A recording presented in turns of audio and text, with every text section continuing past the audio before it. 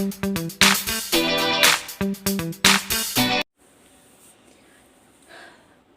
morning, 8th standard. Today's lesson समाचार पत्र की आत्मकथा, biography of newspaper. समाचार पत्र means biography. समाचार पत्र means newspaper. आत्मकथा means biography. इस पाठ के द्वारा बच्चे समाचार पत्र के महत्व और लाभ को समझ सकते हैं. इम्पोर्टेंस, महत्व मीन्स इम्पोर्टेंस एंड लाभ. Use, what is the use, ಅದು ನಮಗೆ ಗೊತ್ತಾಗುತ್ತೆ. We should learn about use of newspaper and importance of newspaper. So first they gave one poem. रोज़ सवेरे घर में आओ, देश विदेश की खबर सुनाऊं, ज़मीन आसमान की बातें बताऊं, जानते हो मैं कौन हूँ.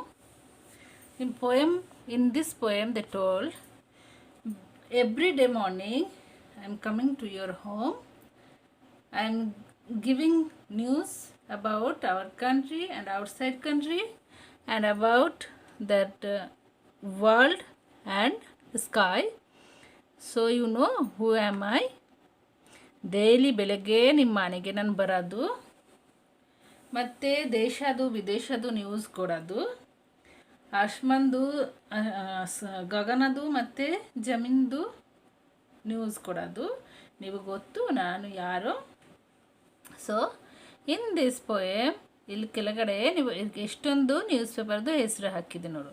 The Times of India, Deccan Herald, Tamil, Telugu, Hindustan, Dainik Jagran Kannada, Prajavani, Udayavani, Udaya Karnataka,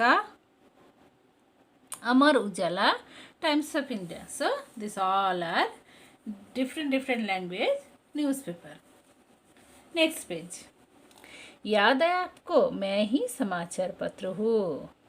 इबाग ಗೊತ್ತಾಯ್ತು ನಾನು ನ್ಯೂಸ್ ಪೇಪರ್. सुबह होते ही मैं हर घर में दिखाई देती हूँ. ಬೆಳಿಗ್ಗೆ ಯಾರ್ಯಾರು ನ್ಯೂಸ್ ಪೇಪರ್ ತಗೋತಾರೆ ಅವರೆಲ್ಲ ಮನೆಗೆ ನನಗೆ ನೋಡೋಕ್ಕೆ ಆಗುತ್ತೆ. कई लोगों की मुझे पढ़े बिना सुबह ही नहीं होती. ಯಾರ್ದು ನ್ಯೂಸ್ ಪೇಪರ್ ಓದೋಕ್ಕೆ ಹ್ಯಾಬಿಟ್ ಇದೆ, ಅವರಿಗೆ ಬೆಳಗ್ಗೆ ಇದರ ತಕ್ಷಣ ಅವರಿಗೆ ನ್ಯೂಸ್ ಪೇಪರ್ ಬೇಕು. ಫಸ್ಟ್ ಹೆಡಿಂಗ್ ಏನೇನಿದೆ ಅದು ಬೇಕೇ ಬೇಕು. ಅದು ಓದಿಲ್ಲ ಅಂದರೆ ಬೆಳಗ್ಗೆ ಬರಲ್ಲ ಅವ್ರಿಗೆ. ಕೈ ಮುझे ಪಡ್ತೆ ಪಡ್ತೆ ಹಿ ಚಾಯ್ ಯಾ ಕಾಫಿ ಪೀತೆ ಹೇ. ಸ್ವಲ್ಪ ಜನ ಓದ್ತಾರೆ ಆವಾಗ ನ್ಯೂಸ್ ಪೇಪರ್, ಟೀ ಕಾಫಿ ಏನೋ ಕುಡಿತಾರೆ ಆವಾಗ ನ್ಯೂಸ್ ಪೇಪರ್ ಓದ್ತಾನೆ. मैं व्यक्ति के जीवन का एक महत्वपूर्ण हिस्सा बन गया हूँ. सो ನಾನು महत्वपूर्ण हिस्सा means important part of human life.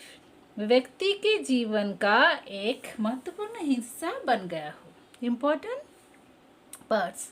मैं मनुष्य को उनके अपने घर बैठे बैठे सारे विश्व की जानकारी देता हूँ. ನಾನು ಫುಲ್ ವರ್ಲ್ಡ್ದು ನ್ಯೂಸ್ ಅದು ಮನೆಗೇ ಕೊಡ್ತಾ ಇದ್ದೀನಿ. मैं अमीर गरीब सबके ज्ञान का सस्ता और सुलभ साधन हूँ. ನನಗೇ ಆರಾಮಾಗಿ ಈಸಿಯಾಗಿ ಪರ್ಚೇಸ್ ಮಾಡಬೇಕು, ನಂದು ರೇಟ್ ಜಾಸ್ತಿ ಇಲ್ಲ. ಅದಕ್ಕೆ ಯಾರು ದೊಡ್ಡವರು ಅವರನ್ನೇ ಪರ್ಚೇಸ್ ಮಾಡ್ತಾರೆ, ಯಾರು ಪುವರ್ ಪೀಪಲ್ ಅವರನ್ನೇ ಪರ್ಚೇಸ್ ಮಾಡಿಕೊಂಡು ಓದ್ಬೋದು. ಪ್ರಾಚೀನ ಕಾಲ ಮೇ ಓಲ್ಡ್ ಏಜಲ್ಲಿ, ಓಲ್ಡ್ ಟೈಮಲ್ಲಿ ಅದು ತುಂಬ ವರ್ಷ ಮುಂಚೆನೇ ಯಾವಾಗ ನಮ್ಮ ದೇಶದಲ್ಲಿ ರಾಜ ಮಹಾರಾಜ ಅವರೇ ಇರ್ತಾಯಿದ್ರು ಆವಾಗ ಹೆಂಗೆ ನ್ಯೂಸ್ ಕೊಡ್ತಾಯಿದ್ರು ಅವರು. ರಾಜ ಮಹಾರಾಜ ಕಬೂತರಕ್ಕೆ ದ್ವಾರ ಪರಿವಲೆಯಿಂದ ಸಂದೇಶ ಭೇಜಾ ಕರ್ತೆ ಥೇ. ಸಂದೇಶ ಅಂದರೆ ನ್ಯೂಸ್. ಅವರು ಪರಿವಲೆ ಕೆಳಗಡೆ ಟಾಯ್ ಹಾಕ್ಕೊಂಡು ನ್ಯೂಸ್ ಬರೆದು ಬೇರೆ ಎಲ್ಲಿಗೆ ನ್ಯೂಸ್ ಕೊಡೋದು ಅವ್ರಿಗೆ ಕಳಿಸ್ತಾ ಇದ್ರು. ಸಂದೇಶ ವಾಹಕ್ ಭೀ ಸಂದೇಶ ಲೇಕರ್ ಜಾತೆ ಥೇ. ಮತ್ತು ಅವ್ರ ಹತ್ರ ಸ್ವಲ್ಪ ಜನ ಕೆಲಸ ಮಾಡ್ತಾಯಿದ್ರು, ಅವ್ರಿಗೇ ಲೆಟರ್ ಬರೆದು ಕಳಿಸ್ತಾಯಿದ್ರು. ಅದಕ್ಕೆ ಟೈಮ್ ತುಂಬ ಜಾಸ್ತಿ ಟೈಮ್ ಆಗ್ತಾಯಿದ್ರು. ಮತ್ತು ಅವ್ರಿಗೆ ರೋಡಲ್ಲಿ ಏನೋ ಆಗಿದೆ ಅಂದರೆ ಪರಿಬಲ್ಲಿ ಎಲ್ಲಿ ಹೋಗ್ಬಿಟ್ಟಿದೆ ಅಂದರೆ ಅದು ನ್ಯೂಸ್ ಹೋಗ್ತಾನೆ ಇಲ್ಲ. ಆಮೇಲೆ ಆಮೇಲೆ ಆಮೇಲೆ ಇದು ಚೇಂಜ್ ಆಗಿದೆ. आज समाचार पहुँचाने के कई साधन बने हैं. ಇವಾಗ ನ್ಯೂಸ್ ಕೊಡೋದಕ್ಕೆ ತುಂಬ ಥಿಂಗ್ಸ್ ಬಂದಿದೆ. जिनमें रेडियो, टेलीफोन, दूरदर्शन, कंप्यूटर आदि मेरे साथी है. ಸೊ ನ್ಯೂಸ್ ಪೇಪರ್ ಹೇಳ್ತಾ ಇದ್ದಾರೆ, ಅವರು ಎಲ್ಲ ನಮ್ಮದು ಫ್ರೆಂಡ್. ಫಸ್ಟ್ ನಾವೇ ಬಂದಿದ್ದೀವಿ, ಆವಾಗ ಯಾರು ಬಂದಿದೆ? ರೇಡಿಯೋ. ಇವಾಗ ರೇಡಿಯೋ ಯಾರು ಅಷ್ಟೊಂದು ಯೂಸ್ ಮಾಡಲ್ಲ. ಆಮೇಲೆ ಟೆಲಿಫೋನ್, ದೂರದಲ್ಲಿ ತುಂಬ ದೂರದಲ್ಲಿ ಯಾರಿದೆ ಅವ್ರ ಹತ್ರ ಮಾತಾಡ್ಬೋದು ಆರಾಮಾಗಿ, ಏನು ನ್ಯೂಸ್ ಕೊಡ್ಬೋದು ಆರಾಮಾಗಿ. ಇವಾಗ ನಮ್ಮದು ಎಲ್ಲರದ್ದು ಮನೆದೇ ಟೆಲಿವಿಷನ್ ಇದೆ, ಟಿ ವಿ ಇದೆ. ಆ ಟಿ ವಿಯಲ್ಲಿ ನ್ಯೂಸ್ ನೋಡ್ತೀನಿ ಅಂದರೆ ಆರಾಮಾಗಿ ನಮಗೆ ನ್ಯೂಸ್ ಸಿಗುತ್ತೆ. ಮತ್ತು ಇವಾಗ ತಿರ್ಗಾ ಬಂದಿದೆ ಕಂಪ್ಯೂಟರ್. ಕಂಪ್ಯೂಟರ್ ಆದಮೇಲೆ ಮೊಬೈಲ್ ಫೋನ್ ಎಲ್ಲರದು ಕೈಯಲ್ಲಿ ಇದೆ, ಆರಾಮಾಗಿ ನ್ಯೂಸ್ ನೋಡ್ಬೋದು. रेडियो जैसे साधन में समाचार केवल सुना जा सकता है और दूरदर्शन जैसे साधनों के द्वारा सुनने के साथ साथ घटनाओं को देखा जा सकता है. ಫಸ್ಟ್ ರೇಡಿಯೋ ಬಂದಿದ್ದು. ರೇಡಿಯೋಗೆ ಏನು ಪ್ರಾಬ್ಲಮ್ ಇತ್ತು? ರೇಡಿಯೋಯಿಂದ ನಮ್ಮದು ಸುಮ್ಮನೆ ನ್ಯೂಸ್ ಕೆಲಸಕ್ಕಾಗುತ್ತೆ. ಆಮೇಲೆ ಏನು ಬಂದಿದ್ದು? ದೂರದರ್ಶನ್, ಟೆಲಿವಿಷನಲ್ಲಿ ಏನಾಗಿದ್ದು? ಅದು ನೋಡ್ಬೋದು ನ್ಯೂಸ್ ಮತ್ತು ಕಲಿಸ್ಬೋದು. ಅದಕ್ಕೆ ಅದು ಈಸಿಯಾಗಿ ಎಲ್ಲರದು ಮನೆಯಲ್ಲಿ ಇವಾಗ ದೂರದರ್ಶನ್ ಇದೆ. ಲೇಕಿನ್ ಇನ್ ಸಭಿ में से मैं सरल और मितव्ययी साधन हूँ और लोगों तक तरह तरह के समाचार पहुँचाता हूँ. ಮತ್ತು ಇದಕ್ಕೆ ಏನಾಗಿದೆ? ತುಂಬ ಈಸಿಯಾಗಿ ನನಗೆ ಸಿಗ್ಬೋದು. ಯಾಕೆಂದರೆ ನಮ್ಮದು ರೇಟ್ 5 ರೂಪೀಸ್ ಅಷ್ಟೇ. ದೂರದರ್ಶನದ್ದು ರೇಟ್ ಇದೆ, ಆಮೇಲೆ ಅದು ಮಂತ್ಲಿ ದುಡ್ಡು ಹಾಕಬೇಕು, ಆಮೇಲೆ ಸಿಗುತ್ತೆ. ಅದೇ ಈಸಿಯಾಗಿ ನ್ಯೂಸ್ ಬರ್ಬೋದು ಯಾವುದರಿಂದ? ನ್ಯೂಸ್ ಪೇಪರಿಂದ. ಸೊ ಅದಕ್ಕೆ ತುಂಬ ಈಸಿಯಾಗಿ ನಮ್ಮೆಲ್ಲರಿಗೆ ಸಿಗ್ತಾ ಇದ್ದೀನಿ. भारतवर्ष में पहले में अंग्रेजी में बंगाल गजट नाम से सन 1780 में प्रकाशित हुआ. ಫಸ್ಟ್ ನ್ಯೂಸ್ ಪೇಪರ್ ಹೆಸರು ಬಂಗಾಲ್ ಗಜೆಟ್. ಅದು ಯಾವ ಲ್ಯಾಂಗ್ವೇಜಲ್ಲಿ ಬಂದಿದ್ದು? ಇಂಗ್ಲೀಷಲ್ಲಿ. ಅಂಗ್ರೇಜಿ ಮೇ ಬಂಗಾಲ್ ಗಜೆಟ್ ಒಂದು ಇಂಡಿಯಾದಲ್ಲಿ ಫಸ್ಟ್ ಬಂದಿದ್ದು. ಯಾವಾಗ? 1780. ಹಿಂದಿ ಮೇ ಉದಂತ್ ಮಾರ್ತಂಡ್. ನೆಕ್ಸ್ಟ್ ಹಿಂದಿಯಲ್ಲಿ ಏನು ಬಂದಿದ್ದು? ಉದಂತ್ ಮಾರ್ತಂಡ್. और कन्नड़ में मंगलूರು समाचार. ಸೊ ಫಾಸ್ಟ್ ನ್ಯೂಸ್ ಪೇಪರ್ ಹೆಸರು ಏನೋ? ಬಂಗಾಲ್ ಗಜೆಟ್. ಹಿಂದಿದು ಫಾಸ್ಟ್ ನ್ಯೂಸ್ ಪೇಪರ್ ಏನೋ? ಉದಂತ್ ಮಾರ್ತಂಡ್. ಕನ್ನಡದು ಫಾಸ್ಟ್ ನ್ಯೂಸ್ ಪೇಪರ್ ಏನೋ? ಮಂಗಳೂರು समाचार. रूप में सन 1843 में पहले प्रकट हुआ. ಇದು ಆದಮೇಲೆ 1843 ಉದಂತ್ ಮಾರ್ತಂಡ್, ಮಂಗಳೂರು समाचार ಅದು ಬಂದಿದ್ದು. वर्तमान समय में विभिन्न भाषाओं में हजारों की संख्या में मैं प्रकाशित होता रहता हूँ. ಇವಾಗ ಎಷ್ಟೊಂದು ಲ್ಯಾಂಗ್ವೇಜ್ ಇದೆ, ಅದಕ್ಕಿಂತ ಜಾಸ್ತಿ ನ್ಯೂಸ್ ಪೇಪರ್ ನಮಗೆ ಸಿಗುತ್ತೆ. ಎಲ್ಲ ಲ್ಯಾಂಗ್ವೇಜ್ದು ನ್ಯೂಸ್ ಪೇಪರ್ ನಮಗೆ ಈಸಿಯಾಗಿ ಆರಾಮಾಗಿ ಸಿಗುತ್ತೆ. ನಾವು ಓದಬೇಕು. ಸ್ವಲ್ಪ ಹೆಸರು ಇಲ್ಲಿ ಕೊಟ್ಟಿದೆ ನೋಡು. Navbharat Times, Hindustan Times, Times of India, Deccan Herald, Indian Express, Amar Ujala, Samyukta Karnataka, विजय कर्नाटक, प्रजावाणी, उदयवाणी, दैनिक जागरण, राजस्थान पत्रिका, जनसत्ता आदि अनेक नामों में से मैं आपको मिल सकता हूँ. ಎಷ್ಟೊಂದು ಸ್ವಲ್ಪನೇ ಕೊಟ್ಟಿದೆ, ಇದಕ್ಕಿಂತ ಜಾಸ್ತಿ ನ್ಯೂಸ್ ಪೇಪರ್ ಇದೆ. ಇದೇ ಸ್ಪೆಲ್ಲಿಂಗ್ ಆಗಿ ನೀಟಾಗಿ ನೀವು ಓದಬೇಕು. ಪ್ರೊನೌನ್ಸಿಯೇಷನ್ಗೆ ಈಸಿ ಇರುತ್ತೆ ಮತ್ತು ಸ್ಪೆಲ್ಲಿಂಗ್ಗೆ ಇದು ಕಷ್ಟ ಇರುತ್ತೆ. ಮೇ ದೈನಿಕ್, ಡೈಲಿ, ಅದು ನ್ಯೂಸ್ ಪೇಪರ್ ಹೆಂಗೆ ಬರುತ್ತೆ ನೋಡು. ಡೈಲಿ, ಸಾಪ್ತಾಹಿಕ್, ವೀಕ್ಲಿ, ಪಾಕ್ಷಿಕ್, 15 ಡೇಸ್ ಆಮೇಲೆ ಒಂದು, 15 ಡೇಸ್ ಆಮೇಲೆ ಒಂದು. ಸೊ ವೀಕ್ಲಿ ಒಂದು, ಡೈಲಿ ಒಂದು ಆ್ಯಂಡ್ 15 ಡೇಸ್ ಆದಮೇಲೆ ಒಂದು ಈ ಥರ ನ್ಯೂಸ್ ಪೇಪರ್ ನಮಗೆ ಸಿಗುತ್ತೆ. हाथ में रहता हो विषय की दृष्टि में ಅದು ಸಬ್ಜೆಕ್ಟ್ ಏನೇನು ಇರುತ್ತಲ್ಲಿ ಸಾಮಾಜಿಕ್, ಸೋಷಲ್, ಧಾರ್ಮಿಕ್, ರಿಲಿಜಿಯಸ್, ಸಾಹಿತ್ಯಿಕ್, ಲಿಟರೇಚರ್, ಆರ್ಥಿಕ್, ದಟ್ ಆರ್ಥಿಕ್ ಕರೆನ್ಸಿ ಬಗ್ಗೆ, ಮತ್ತು ದುಡ್ಡು, ಮತ್ತು ನಮ್ಮದು ಶೇರ್ ಮಾರ್ಕೆಟ್, ಅದು ಎಲ್ಲ ಇದು ಆರ್ಥಿಕ್ಗೆ ಸಿಗುತ್ತೆ, ಅದು ನಮಗೆ ಸಿಗುತ್ತೆ. ಸಂಸ್ಕೃತಿ ಅದು ನಮ್ಮದು ಎಲ್ಲಿ ಏನೋ ಪ್ರೋಗ್ರಾಮ್ ಇದೆ, ಪ್ರೋಗ್ರಾಮಲ್ಲಿ ಡ್ಯಾನ್ಸ್ ಯಾವುದು ಫ್ಲೂಟ್ ಎಲ್ಲಿ ಮಾಡ್ತಾಯಿದ್ದಾರೆ, ಇದು ಎಲ್ಲ ಇಲ್ಲಿ ಸಿಗುತ್ತೆ. ಮನೋರಂಜಕ್ ಮತ್ತು ಮನೋರಂಜಕ್ ಅಂದರೆ ಎಂಟರ್ಟೈನ್ಮೆಂಟ್, ಸಿನಿಮಾ ಹಾಲಲ್ಲಿ ಏನು ಸಿನಿಮಾ ನಡೀತಾ ಇದೆ, ಥಿಯೇಟರಲ್ಲಿ ಏನು ಥಿಯೇಟರ್ ನಡೀತಾ ಇದೆ, ಎಲ್ಲ ನಮಗೆ ಸಿಗುತ್ತೆ. ಆದಿ ವರ್ಗ ಮೇ ವಿಭಾಜಿತ್ ಕಿಯಾ ಜಾತಾ ಹೈ. ನೀವು ಫಸ್ಟ್ ನ್ಯೂಸ್ ಪೇಪರ್ ಓಪನ್ ಮಾಡ್ತೀರಾ ಅಂದರೆ ಹೆಡಿಂಗ್ ಬರುತ್ತೆ, ಮೇನ್ ನ್ಯೂಸ್ ಪೇಪರ್ ಬರುತ್ತೆ. ಆಮೇಲೆ ಒಳಗಡೆ ಹೋಗ್ತೀರಾ ಅಂದರೆ ಅಲ್ಲಿ ಒನ್ ಪೇಜಲ್ಲಿ ಒಂದೊಂದು ಡಿಫ್ರೆಂಟ್ ನ್ಯೂಸ್ ಇರುತ್ತೆ. ಮತ್ತು ನಮಗೆ ವೆದರ್ದು ಬೇರೆ ಪೇಜಲ್ಲಿ ಇರುತ್ತೆ. ಆ ಥರ ಅದು ಡಿವೈಡೆಡ್ ಮಾಡಿಕೊಂಡು ನ್ಯೂಸ್ ಪೇಪರಲ್ಲಿ ಅವರು ಬರೀತಾರೆ. मुझ में देश विदेशों में घटने वाली घटनाओं को विवरण रहता है. ಅದು ಬಿಟ್ಟು ಇದೆಲ್ಲ ಬಿಟ್ಟು ಆಮೇಲೆ ಇಂಟರ್ನ್ಯಾಷನಲ್ ನ್ಯೂಸ್, ದೇಶ್ ವಿದೇಶ್, national news and international news ಎಲ್ಲ ಫುಲ್ ಡೀಟೇಲ್ಸ್ ಆಗಿ ಇರ್ತಾಯಿದೆ. ಖೇಲ್ ಕೂದ್, ಸ್ಪೋರ್ಟ್ಸ್ ಲಾಸ್ಟ್ ಪೇಜಲ್ಲಿ ಮೋಸ್ಟ್ ಇರುತ್ತೆ, ಲಾಸ್ಟ್ ಪೇಜಲ್ಲಿ. ಸಿನಿಮಾ, ಮೌಸಮ್, ವೆದರ್, ನೌಕರಿ ಸಂಬಂಧಿ ವಿಜ್ಞಾಪನ. ನೌಕರಿ ಸಂಬಂಧ ಮೀನ್ಸ್ ಎಲ್ಲಿ ಖಾಲಿ ಜಾಗ ಎಲ್ಲಿ ಇದೆ ಜಾಬ್ಗೆ, ಅದನ್ನೇ ಇಲ್ಲಿ ಸಿಗುತ್ತೆ.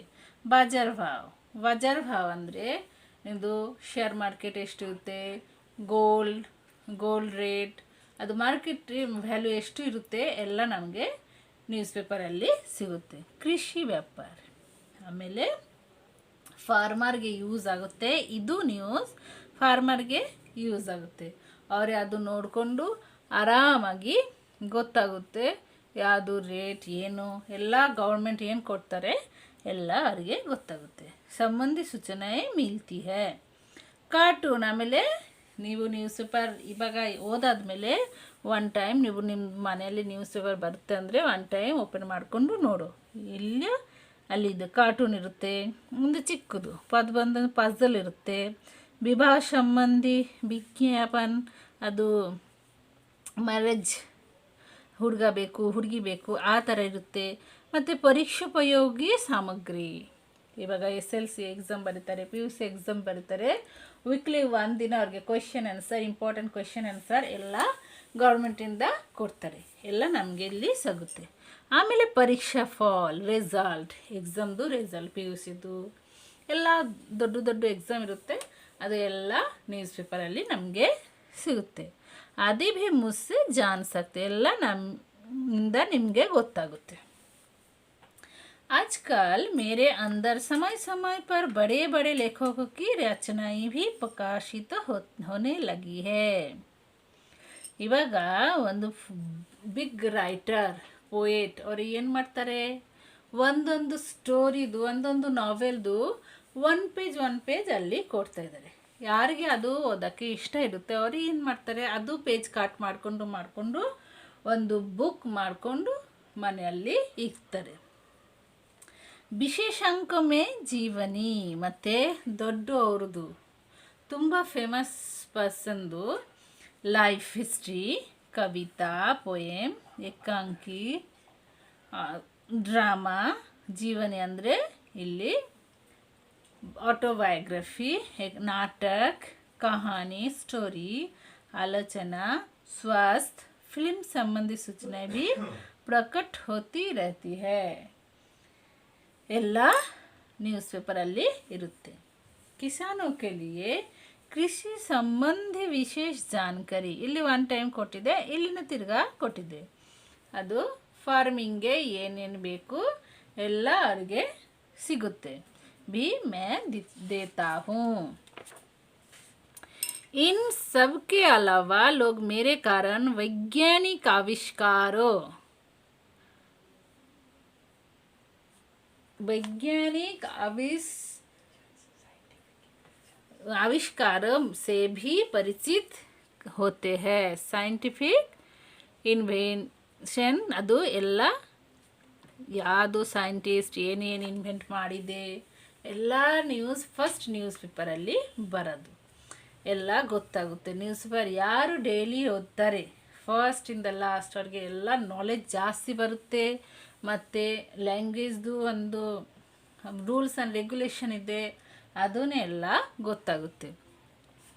यदि संग्रह की ओर ध्यान दे तो आवश्यक विषय की कतरने में भी अपने पास रख सकते हैं. ಫಸ್ಟ್ ನಾನು ಹೇಳಿದ್ದೀನಿ ನ್ಯೂಸ್ ಪೇಪರಲ್ಲಿ ಸ್ಟೋರಿ ಮತ್ತು ನಾವೆಲ್ ಯಾರು ಬರೀತಾರೆ ಅದು ಡೈಲಿ ಪೇಜಲ್ಲಿ ಕಟ್ ಮಾಡಿಕೊಂಡು ಇಕ್ತಾರೆ ಅಂದರೆ ಒಂದು ದೊಡ್ಡ ಬುಕ್ ಆಗಿಬಿಡುತ್ತೆ. ಆ ಥರ ಯಾರು ಕಾರ್ಟೂನ್ ಮತ್ತು ಪಝಲ್ ಯಾರು ಕಟ್ ಮಾಡ್ತಾರೆ ಮತ್ತು ಯಾರಿಗೆ ಇಷ್ಟ ನೀವು ಸ್ವಲ್ಪ ಜನ ನನಗೆ ಗೊತ್ತು ಪ್ಲೇಯರ್ದು ಫೋಟೋ ಕಟ್ ಮಾಡಿಕೊಂಡು ಇಕ್ತೀರಾ, ಸ್ವಲ್ಪ ಜನ ಫಿಲ್ಮ್ ಸ್ಟಾರ್ದು ಇಕ್ತೀರಾ.